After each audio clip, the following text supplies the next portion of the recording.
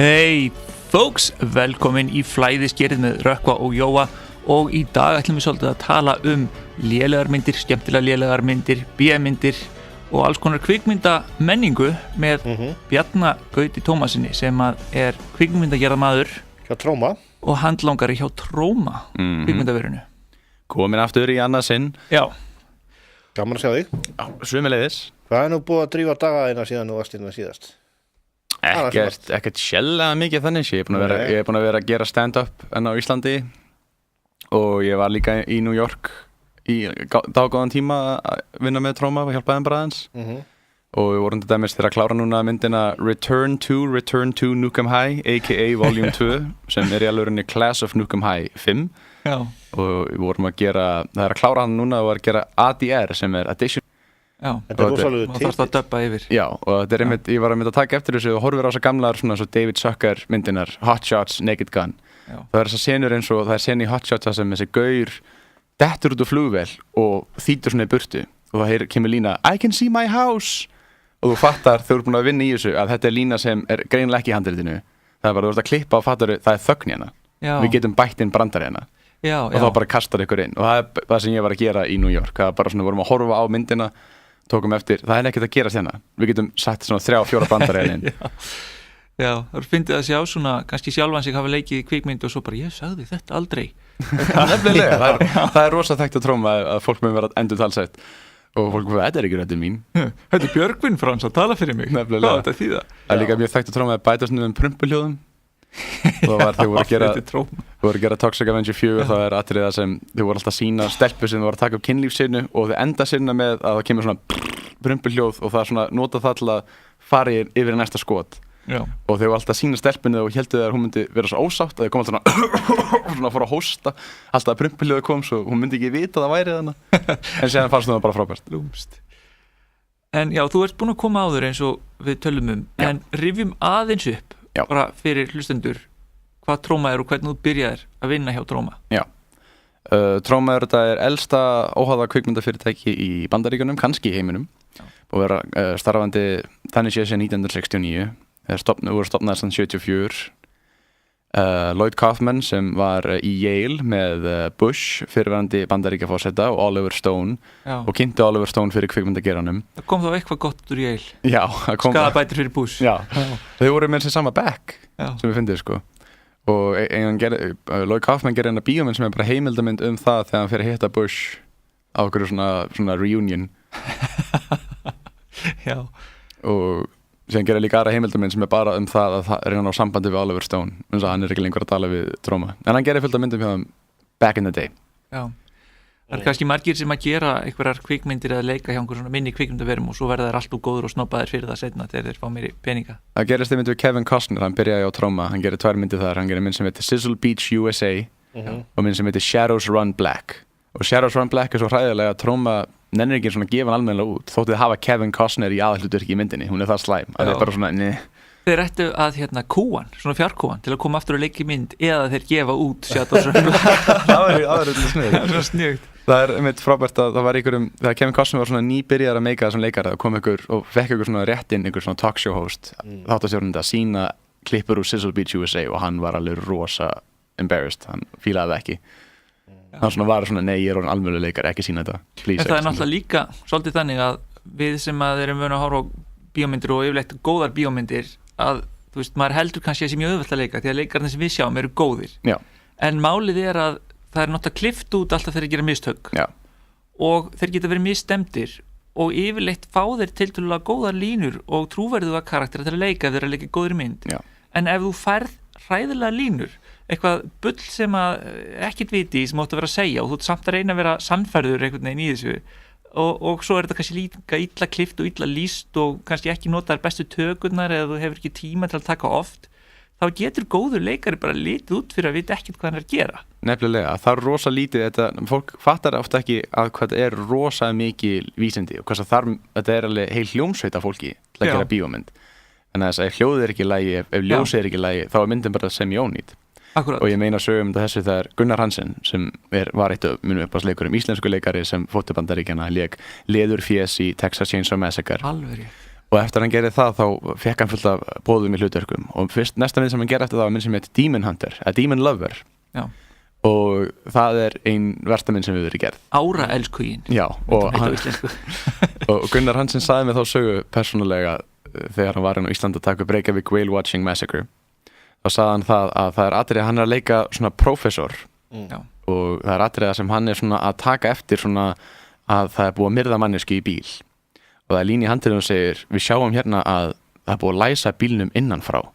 svo hvernig hvar morðingin og hann hóði á leikstunum og sagði þú getur ekki séð hvort þú læsi bíl innanfrá og utanfrá, hvað meinar þú? Þetta var lína sem þú ert að segja og hann bara svona ok þetta meikar ekki sens en ok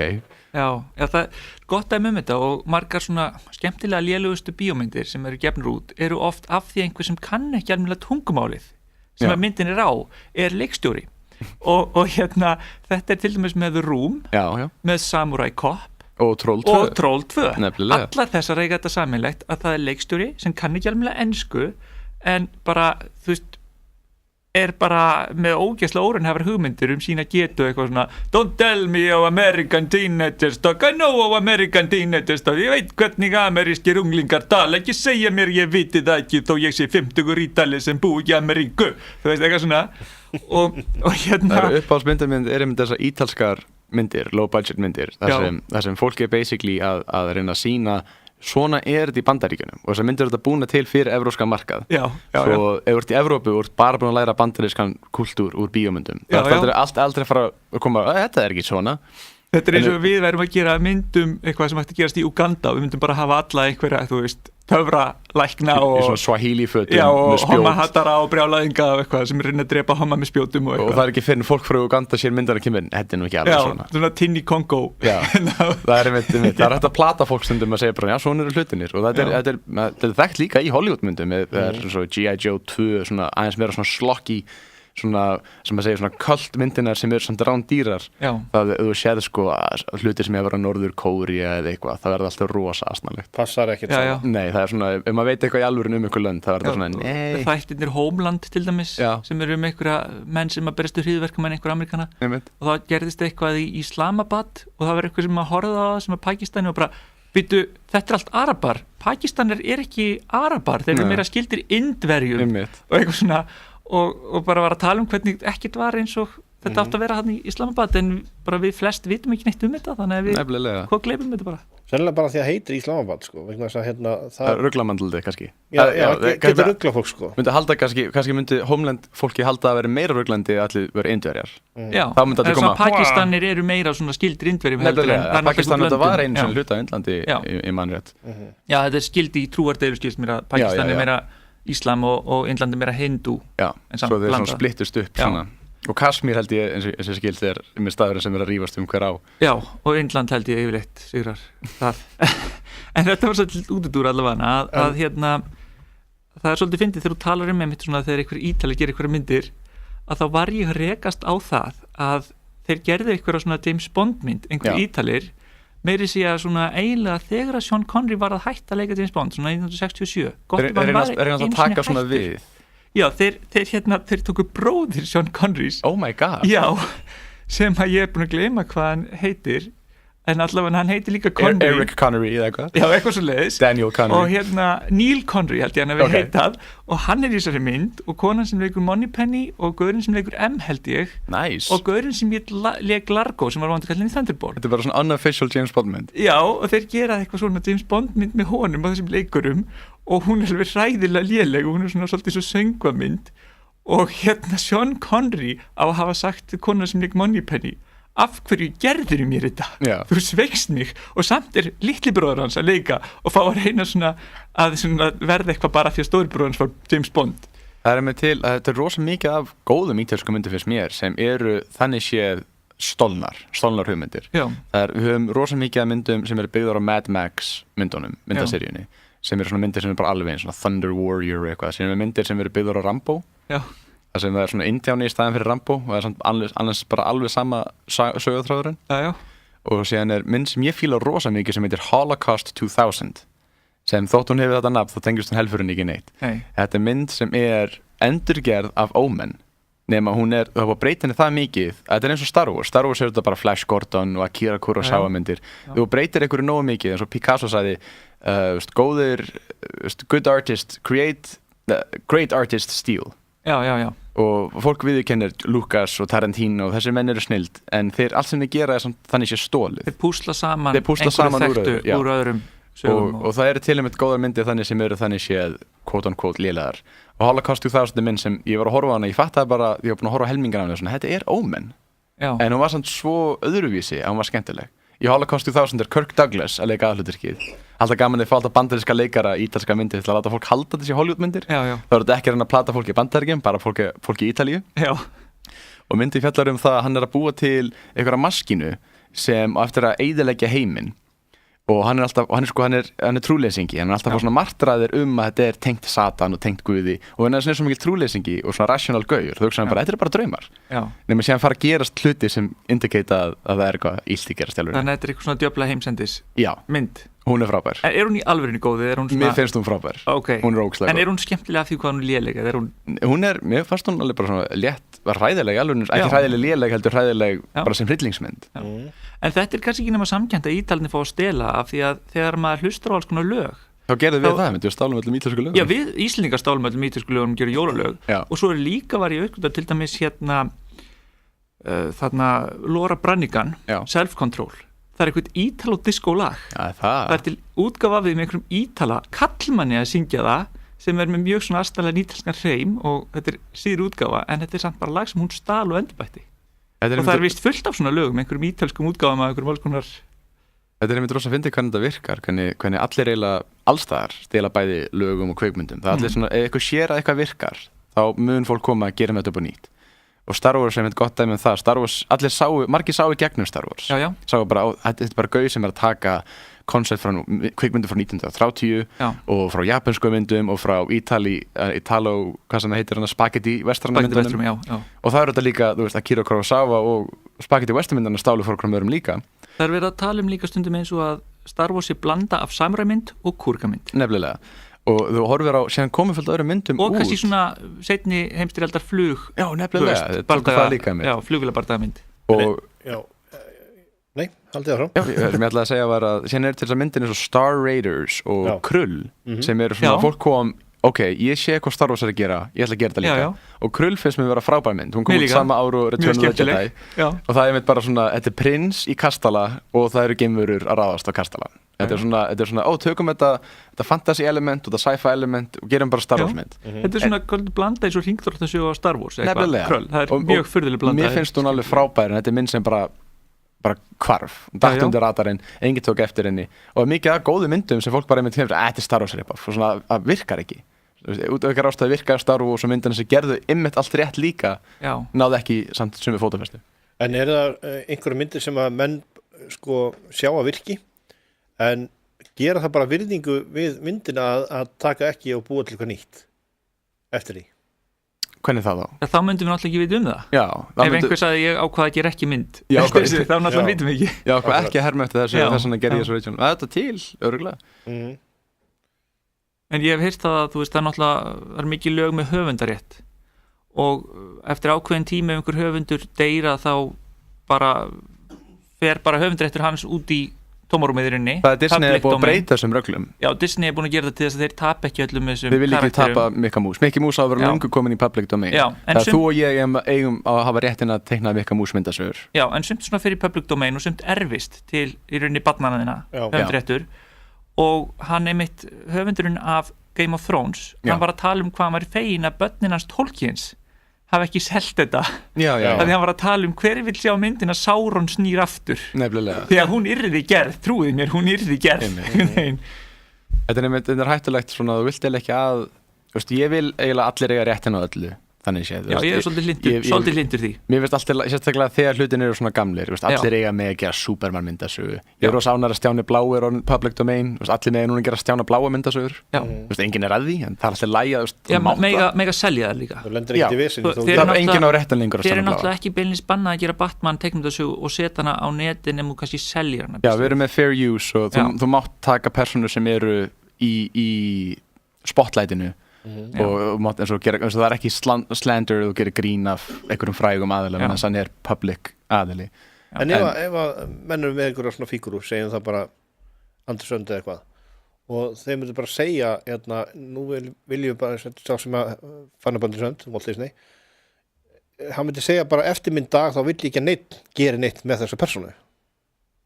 Þess lengi og höfundarétturinn helst á honum þá getur enginn gert neitt ef það myndi segja það. En hvað börnina samt ekki réttin? Nú vitum við ekki, við þurfum bara að spyrja ykkur. Það breytir alveg bara hvernig þú skrifar þau upp. Það er eins og, þetta er rosa, Disney er búin að halda sér rosa mikið það að geta passa sig að þeir eiga hlutina. Eins og það er eins og A.A. Milne bjó til Bounsimon, Winnie the Pooh. Já, akkurat. Og hann byggði nafnið á alvöru birni frá Colorado sem hét Winnie the Pooh. Og Disney keypti réttin af Winnie the Pooh og gerði bíómyndina The Many Adventures of Winnie the Pooh sem kom út 1977 og svo gerði þið þættina The New Adventures of Winnie the Pooh 1988 og A.A. Milne held ég dóa þessum tímabóti en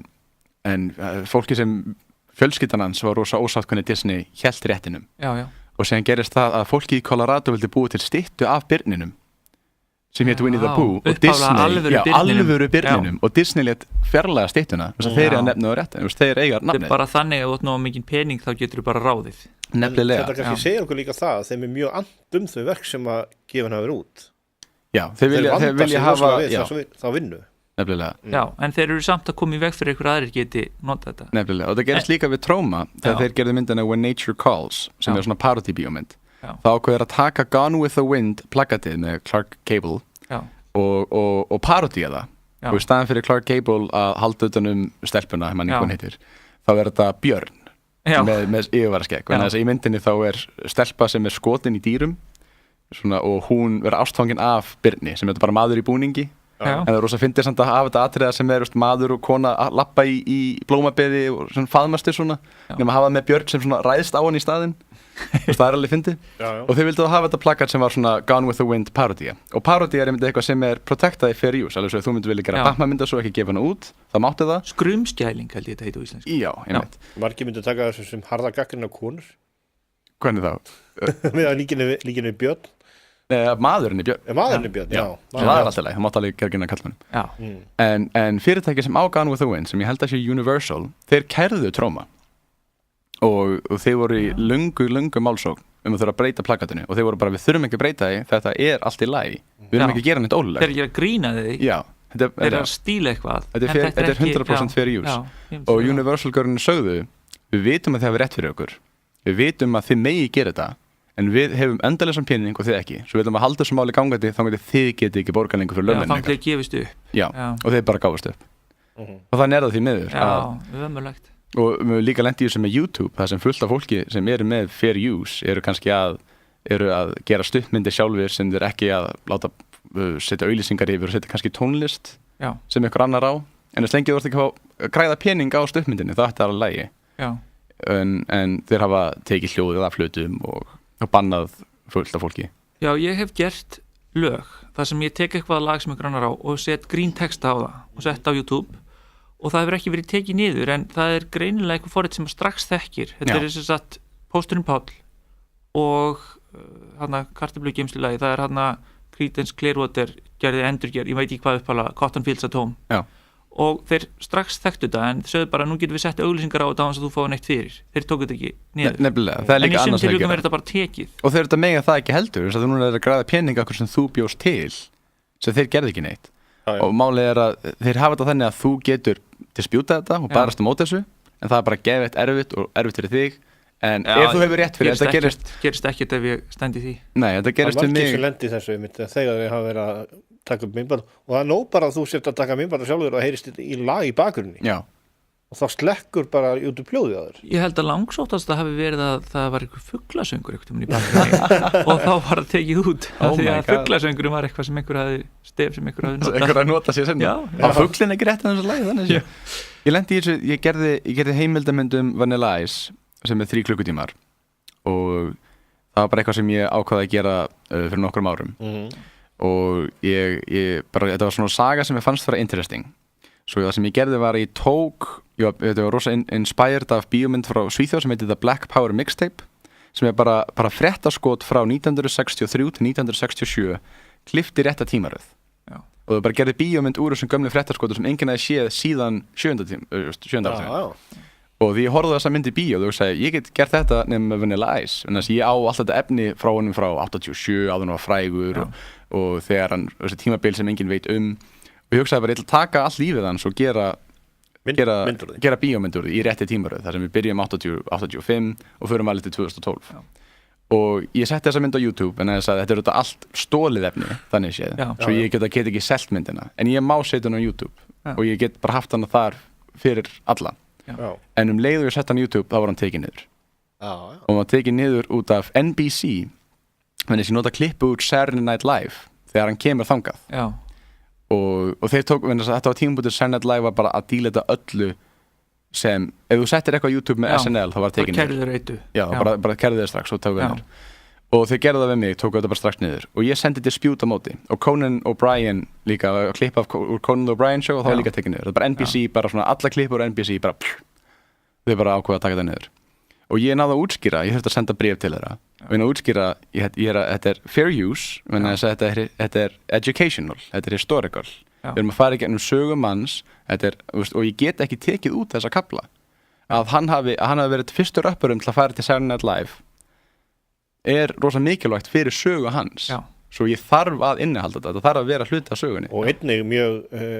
mikilvægt fyrir sögu Saturday Night Live sko nefnilega í rauninni og þeir bara eftir ég sendi þetta inn þá kom mér og myndin núna á YouTube og kom með 300.000 views ég hefði haldið þeir hefði ekki eins og lítið á þetta og bara látið þetta en kannski þetta hefur það er merkilegt en í sumum tilvikum getur maður náð þessu fram það er stundum hægt ef þú hefur rétt fyrir þér þá er erfitt að banna þér að gera hlutina mér langaði að gera svona það voru allir að gera svona frá mismunandi löndum til Trumps segja, má okkar land vera nummer 2 þó Amerika vera nummer 1 mér fannst það rosa flott, ég sagði hann að Ísland number 2 mér fannst það nefnilega svo lélegt hjá þeim mér langaði að gera svona vídeo og svo kom þeirra vídeo og þá var eiginlega ónýtt að ég myndi gera það en þá hugsaði maður bara þetta verður bara helviti erfitt á þess að fá einhverja kæra á sig af því að þú ert að fá allt efni þá, myndefni af einhverju og þú veist ekki hvort þú mátt nota það eða þú veist, jafnvel að þú tekur bara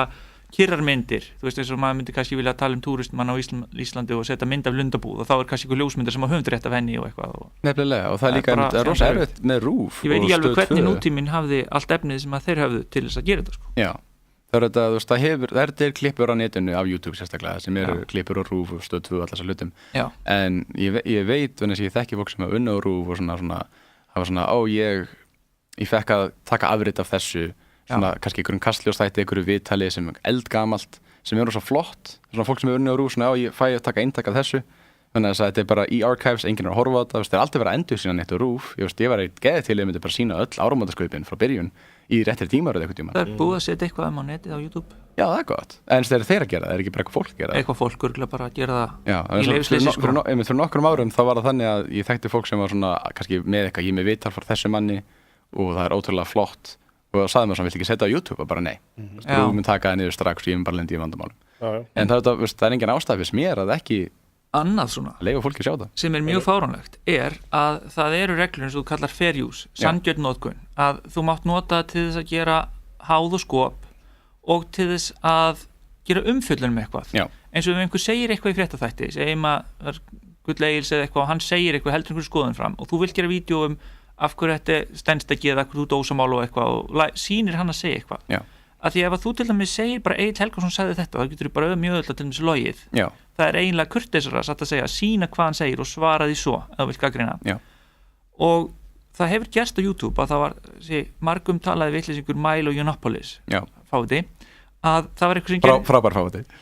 algjör fáti, ekki trópart við hann en hérna við skulum ekki þræta með það en allavega það var eitthvað sem var að gera klippur honum og deila á það sem hann sagði og þá notaði Milo sem er alltaf að tala þú veist free speech og allt þannig tók hann vídeo niður nokkuð? Nei, að tala þú veist málfrelsi þá setti hann kæra á þetta þannig að hann myndi fá allar auglýsingatekjur af þessu að klippa honum en þú veist, maðurinn er að svara honum ef hann heldur einhverju fram sem er pólitískt umdeilt og eitthvað svona þá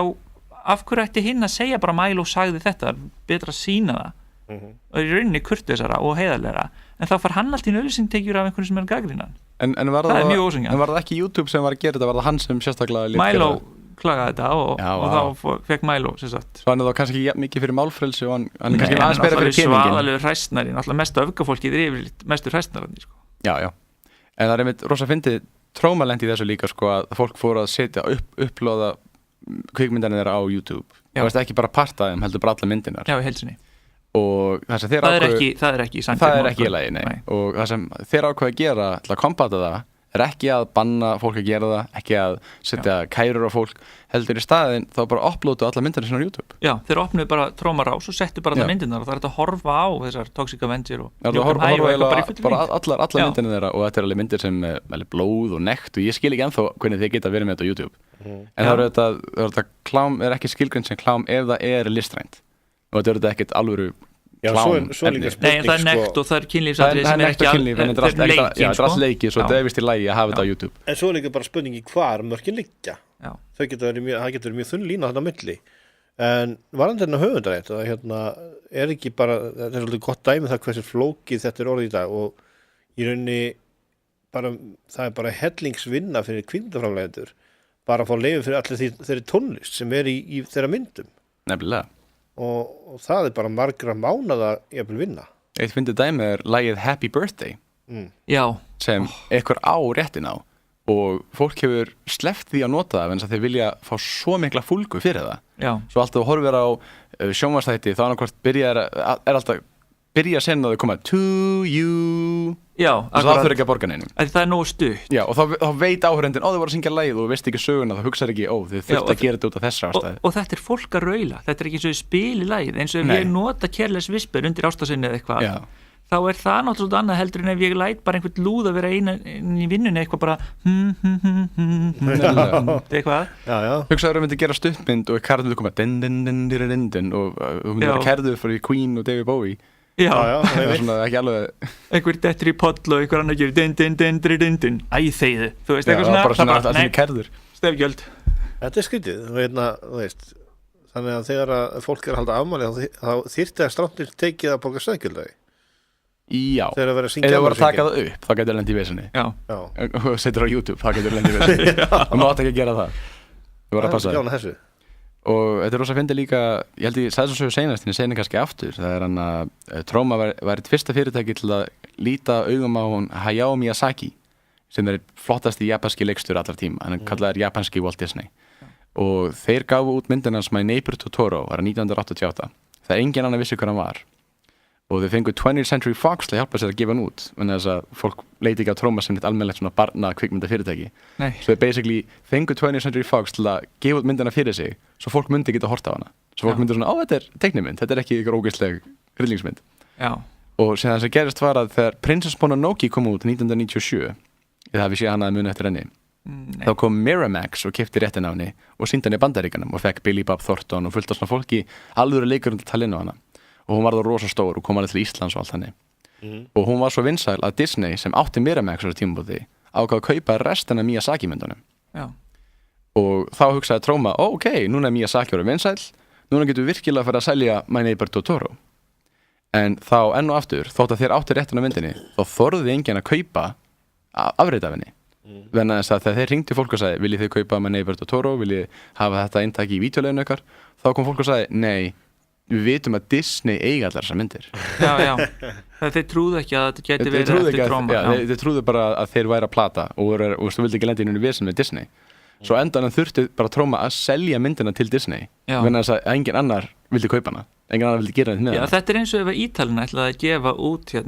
self-control skilur allir myndi segja bara nei við vitum að Laura Branigan gerir þetta lag og það stela bara það verður farlegt algjörlega en vildu þið þá kaupa þessa mynd? Disney vildi kaupa hana en þau vildi eiga allar myndinar en þeir vildi ekki selja hana en þau hugsaðu, við getum grætt pening á að eiga þessa mynd en sem bara gáðu það ekki En þeir hlusta á flæðiskeri hérna út af Sögu Jóhann Kristjánsson heiti ég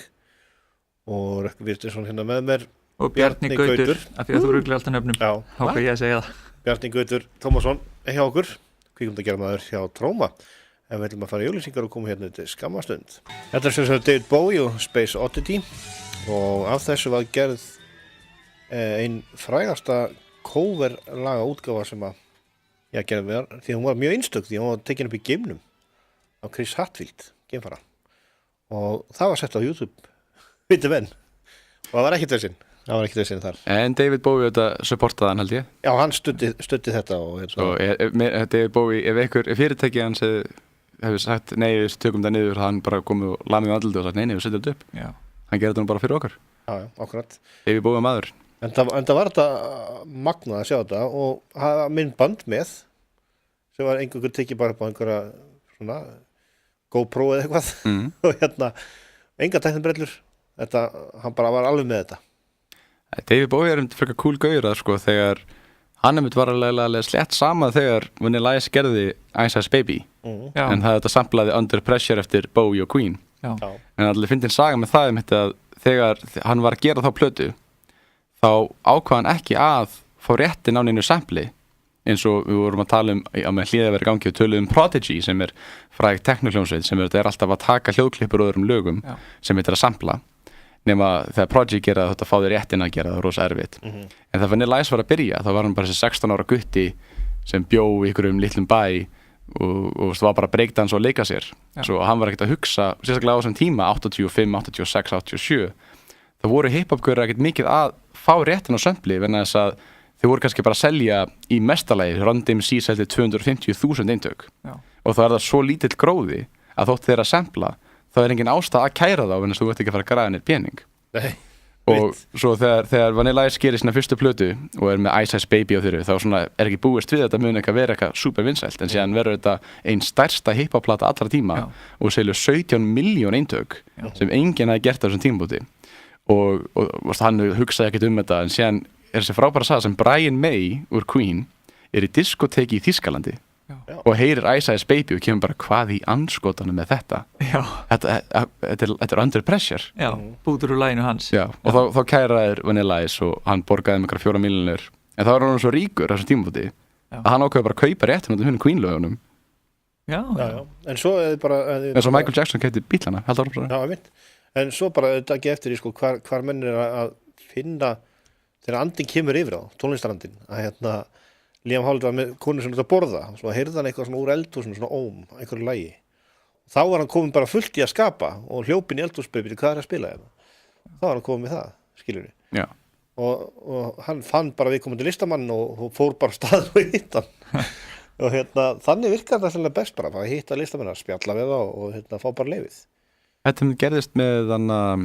þetta ekki með leyfið en það gerðist með hann Van Damme, Jean-Claude Van Damme sem var rosa mikið af kanonmyndum sem voru svona eins og Tróma á síðan tíma, mjög ódýra myndir og asnalegar en hann bara fór upp að hann var veitingamaður, hann var hann að vinna á veitingastað og sem þjón og hann fór upp að Golden Globus bröðrunum sem voru framleiða þetta og hann bara fór að sparka í andlitana þeim svona alltaf rétt framhjá alltaf sína svona sjáðu hvað ég get gert geði mig tækifæri hann var bara hefnið að skildu koma inn á veitingastæðan sem hann var þjóð og þeir voru svo spenntir fyrir með svona dóti og kemur inn og bara er að selja þig og kom ok, þú fær $50,000 gerðu bíómynd og síðan myndi það slæm og þeir bara ok, við getum ekki svona að gefa hann út og hann bara geði mig tækifæri til að klippa hana sjálfur og hann gerði það sjálfur og svo myndi hétt Bloodsport og talin verið einn besta mynd alltaf tíma það ein af mínum uppáhaldsmyndum þó ég veit að hún léleg en mér finnst hún æðisleg sann hún frábær og hún byggð á lygasögum Frank Dukes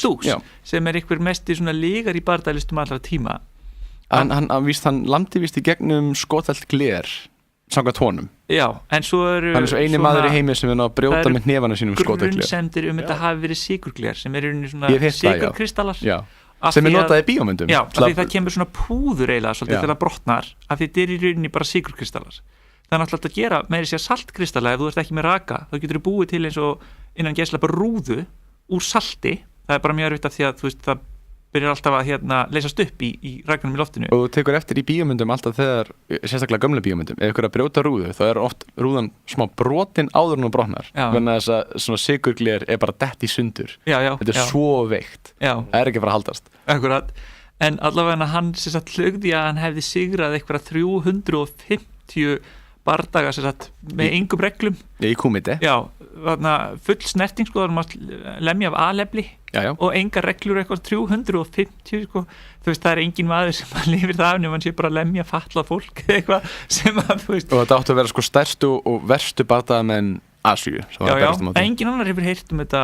þessa keppni að annar en hann virðist vera Kumite víst til en það bara það ólulegt, það ekki tinnin record og enginn að fara að koma, nei ég vann Kumite þetta árið, það fara bara í fangelsi Þetta nú samt svolítið lélega afsökun, það svolítið ólíklegt að hann hefði, og svo segir hann líka eins og hann sigraði 50 manns 50 mismunandi manns í einni keppni en hvað þarf þetta að hafa marga riðla til þess að hann sigri 50 manns Það hljóma bara eins og þú verður mjög þreyttur eftir 25 manns. Já, berjast allir við allaveg, þeir sem eru rótaðir og barðir í klessu tvisvar þeir það barast aftur, þeir eru náttúrulega bara bull, en þetta er út í dúr. Þetta er allavega það sem myndin er, en þessi mynd er... Já, það er svona fengur samt Bloodsport, svo þess að legasögur gerði það minnst eitt gott. Auðvitað fyrirlega sem gákur Bloodsport. Þessi mynd er svona held í mynd sem þú þarft að sjá sem krakki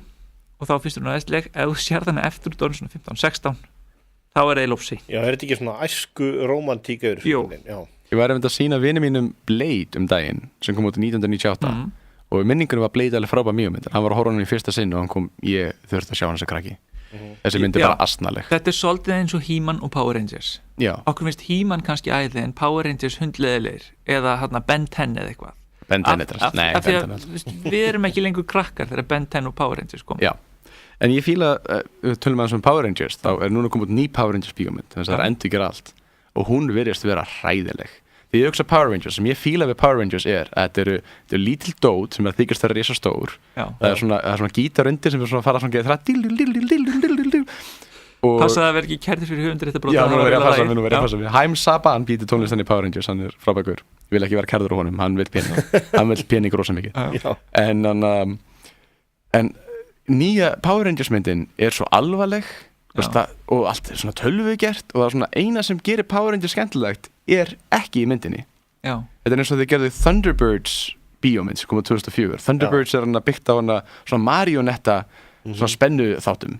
þar sem allir eru brúður og síðan þeir gerðu bíómynda sem alltaf bara svona Michael Bay actionmynd þar sem allir eru leiknir og það er svona þú veist eins og þeir gerðu Clash of the Titans endurgerðina það sem gerir Clash of the Titans skemmtilega mynd er að Ray Harryhausen er að gera stop animation Já, þetta eru pappamassa fígúrur eitthvað svona sem eru ferðarsmá og tekið upp aftur og ferðarsmá og þetta er eitthvað svona og þetta er einn maður að gera þetta allt eldgamall og það gerir myndina skemmtilega það er eitthvað krúttlegt við þetta nefnilega að sjá þetta svona indrænt og þess að gera endurgerð sem er bara öll tölvugerð og Sam Worthington er í henni og maður svona þetta er eins og hverjunu mynd Clash of the Titans stendur út þess að 1981 var enginn að gera þetta lengur Já, stundum er einhvern veginn svona einfalt og frumstætt betra heldur en nútíma tækna því þá verður þetta svo óraunverulegt að þú kúplar þetta bara út úr, þú getur ekki lifað inn í þetta Við sjáum bara einfaldustu teiknumyndir bara í heiminum, það er línan munið til því Já, hún er frábær Það er frábær teiknumynd Nefnilega Það er góður húmor inni, þetta er bara mjög einfalt og eiginlega getur ekki við einfaldara heldur en bara það sem er gert í þessu og þetta hefur slegið gegn og er að koma aftur Já, frábært, þú múið ekki tölvugert kemur ekki óvast Þrívítur útgáfan af línukallinu væri ömurleg hann verður að vera í tvívít Veit ekki hvað myndi skemma línuna eða væri búið til kvikmyndin línan eins og við búið að gera það væri leikari þetta er hvað strumpa bíómyndinar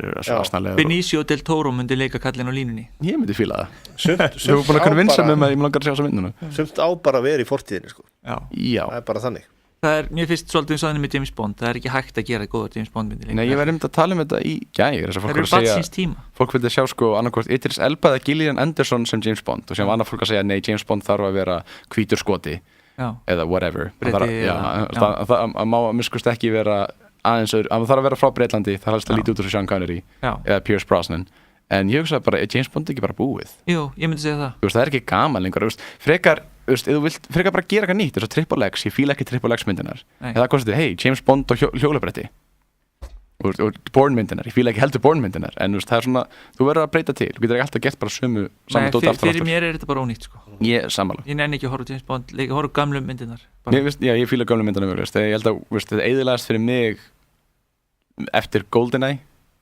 þá var þetta drast einhvern veginn með Brosnan þá byrjar þetta einhvern veginn að vera allt tölvugjert og lélegt og bara það er búið að endurtaka sögutræðina svo oft og svo er það gerðið íktari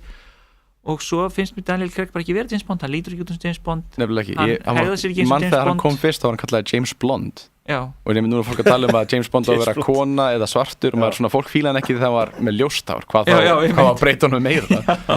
gerðu þá bara mynd nýjan karakter gerðu bara mynd, ef þú vilt gera kona James Bond gerðu þá bara mynd sem bara Female Spy, the movie gerðu bara góða mynd með Idris Elba já, gerðu bara góða mynd með Idris Elba hann þarf ekki að heita James Bond hann getur líka verið breskur, þú veist